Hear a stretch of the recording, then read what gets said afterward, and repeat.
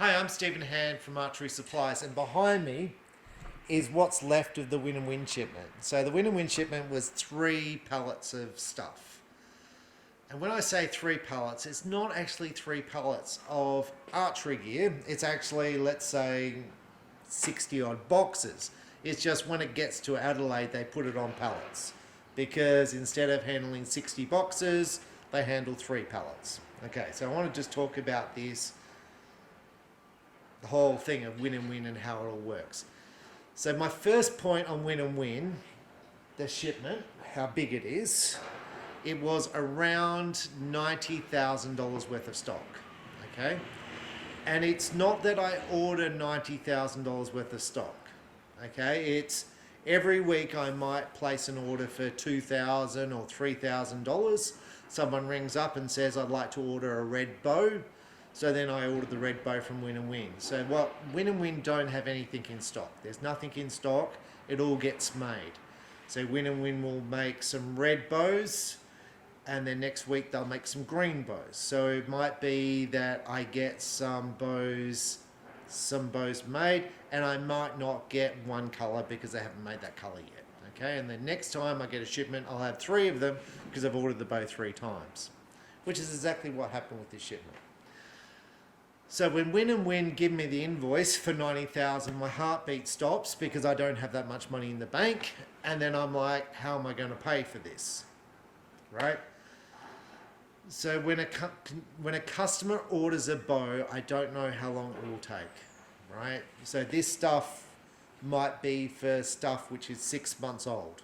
Okay? There's a big build up and I'll go through and show you what it looks like. Now, to fly this in from China, Win and Win exists in Korea and China. This will be mainly China. It took a week. So it took a week to fly in. The cost for the freight varied between, for FedEx was 10,000 US and DHL was 4,000 US dollars. That's what it cost to freight in. We freighted in with DHL. When it got into Australia, I incurred another $770 for storage because I didn't see the email to say it had arrived, which I was a bit annoyed with because $770 is a lot of money to me. And then I incurred almost $9,000 of taxes. Okay, so when you import stuff, there's taxes. We have a 10% tax on everything coming into Australia. $9,000, $90,000 shipment. Okay, right? So that's the shipment. Now, one of the problems which we want to discuss is when this comes in, and you know, I had 3 people working on this shipment yesterday, trying to pack it away, is where you put this stuff. So, like when I order stuff, I order a little bit.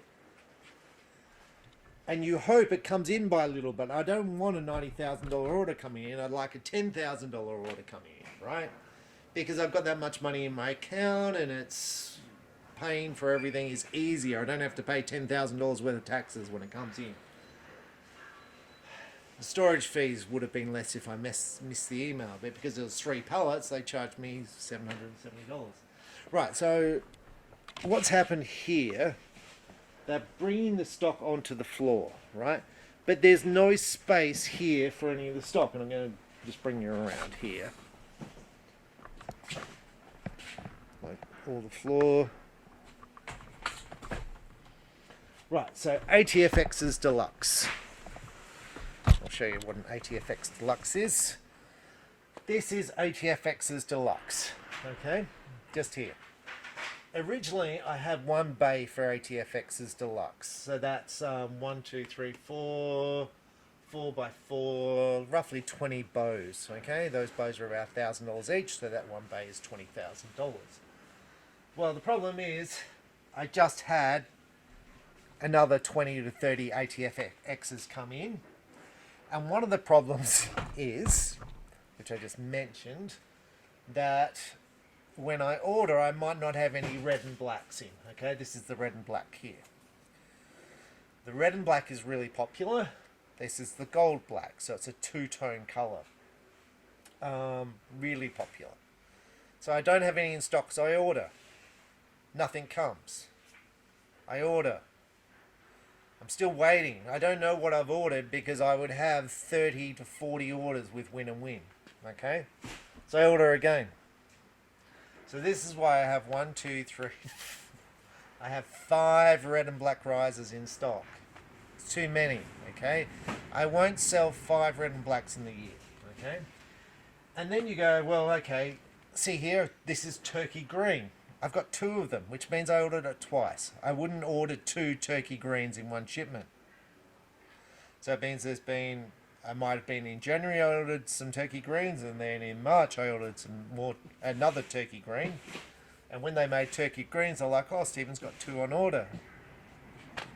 Because I can't go back and see what I've got on order. Each order's separate and it doesn't add up to be a total, so you can see totally what you've got on a back order. Okay? Right, so now the ATFXs are here and here. Okay? And I'm going to show you just on the floor, there's a whole bunch of ATFXs there and just here as well. Okay, so the ATFXs aren't packed away yet. Now the problem is that to put those ATFXs there, they had to take out other bows to put those there, so it's created another problem. So I suppose what I'm saying is when a shipment comes in, it's just not as simple as like, yeah, I can put them online and it's all good and price them all up. People think when a shipment comes in, that's fine. Like nothing happens. A shipment coming in creates a whole bunch of problems, okay? Because now I've got to find space for these. It was 8 pages, $90,000. It might be 90 bows. It might be 200. Might be 400. It might be 400 bows. Okay, just came in, and I was already full. And then I get in $90,000 worth of stuff. Right now, this is all win and win.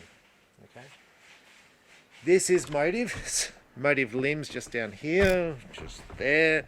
I've got motive limbs all just there. Hopefully you can see, and then I've got all motive stuffs just here. Before this, I had 2 bays for motives, and now I'm up to 1, 2. But then I've got another probably 2 bays on the floor here. Right, so it creates a few problems. And then what I also think when I see this shipment coming from China, it's a big shipment, $90,000 from China, from Win and Win. Win and Win is a major player in the recurve market. Next to Win and Win here is Fivix. Fivix, you'll see I've got lots of bays of Fivix. Okay, Fivix is big, right? It's big for me. Fivix is big. I sell them in similar numbers, Win and Win Fivix, okay, which I think is a great thing for Fivix because Fivix is clearly a smaller brand than Win and Win, okay? They don't have the range of colours, the ranges of bows. But it means I've got to stock a whole heap, and I've got to stock a whole heap of Win and Win. But what I think back to Donald Trump. Now, a lot of my friends don't like Donald Trump, but when I started in archery, China really wasn't a thing. Win and Win didn't exist. It wasn't even a brand. It's everyone would buy American-made recurve bows. Okay, I'm gonna say Hoyt. There was Yamaha. There was some other brands, which I'm trying to think of the names now. They've long gone. Korea had a few brands. Samick. There was another brand which is now gone. My point is there really wasn't anything in China. Okay, 90% of my stuff came out of America, and now try and find an American-made recurve. Yeah, look, sure, there's a Hoyt probably made in America, and people can argue that point whether it's made. I'm not even going to have that thing. But my point is, whether it's made in America or not, I don't know. My point is, they don't do the whole range. They don't do the cheap to expensive. Most of these bows will be the cheaper ones. My Hoyt recurves, there. See those 3 limbs? 1, 2, 3. That's the fancy Hoyt recurves, and I've got a couple of fancy Hoyt risers somewhere here.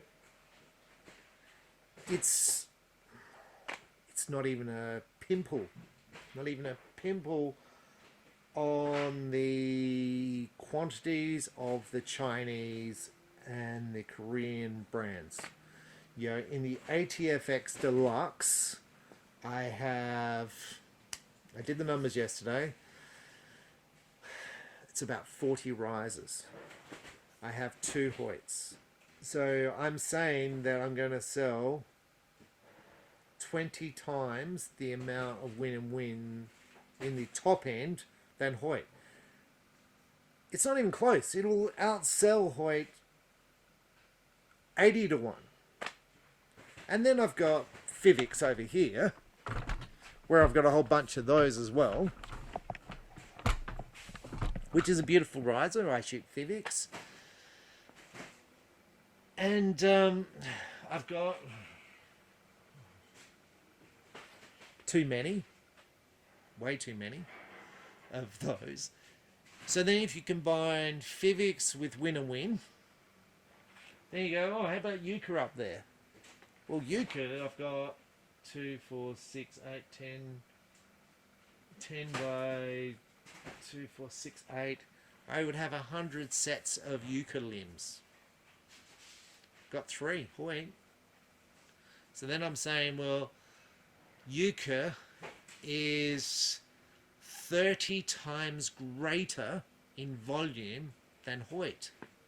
And not only that, I'm saying Euchre, which is French. I've got Gillo there as well.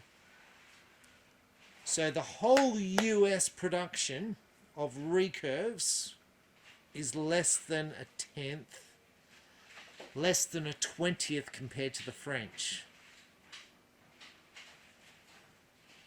So now on a world stage, here's all my recurves, right down there, right down there, right down here, right down there. They're all recurves. God knows how many, right? So on a world stage, Hoyt now accounts for not even 1%. Not even 1. Like it's not even a factor. It's and you're going to say, well, Stephen, you're not a Hoyt dealer. And you're absolutely correct. I'm not a Hoyt dealer, okay? Sorry, I'm not a Hoyt distributor. I don't sell Hoyt to shops, okay? Hoyt won't supply me. Never have, never will, right? They never will supply me. It doesn't matter how big I am. It doesn't matter how many $1 million I sell. It doesn't matter how much I go to Hoyt and say, I want to buy your product. I will sell a house and buy your products. They go, no. Right? They just say, no, not interested. Right? So as a result, Hoyt sales don't even make up 1% of total recurve sales in Australia. Not 1%. Not 1. It wouldn't even be 0.1%. That's how small it is, right? I'm not even going to go at Hoyt. I'm just saying that America used to be 100% of sales. It used to be 100. And then, then the Koreans got built and there was some cheaper brands came out. Still trying to think of the name of that Korean company which went broke.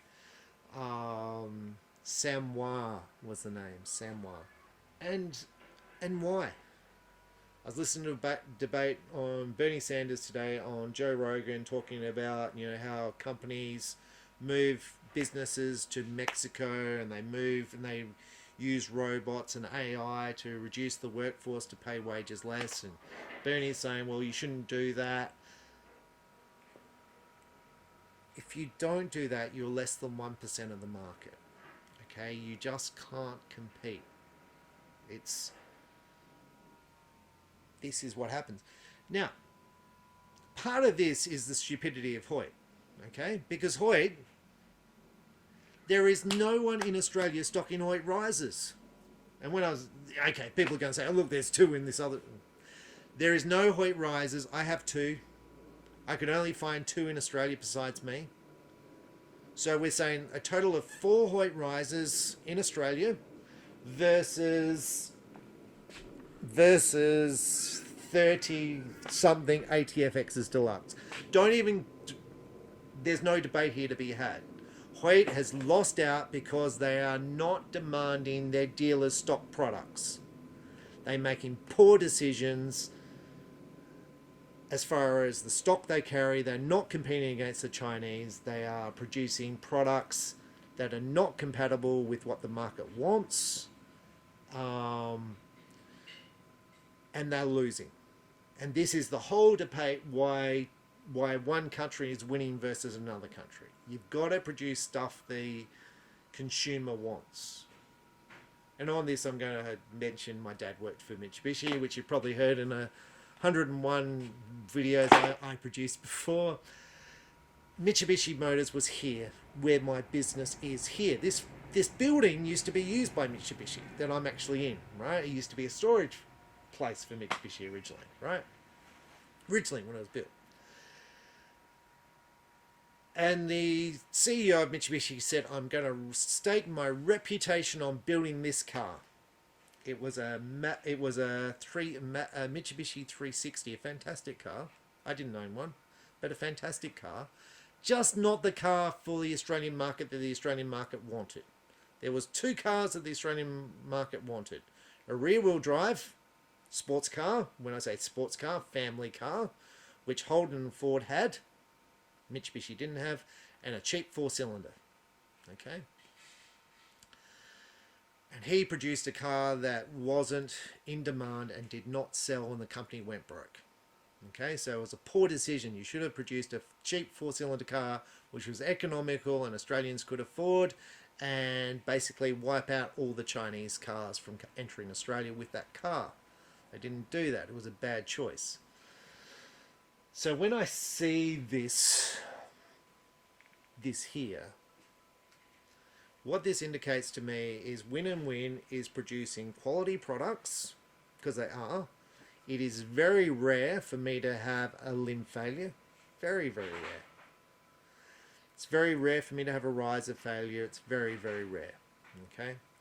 The pricing is amazing. Amazing. It's so cheap. The product quality is fantastic. The finish is fantastic. If I grab one of the risers, the limbs here, it's just amazing. They're fantastic. The pricing is spot on.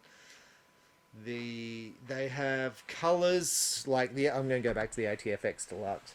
They have so many colors. So many colors. They're doing the 2 tones that I've said before are really, really popular.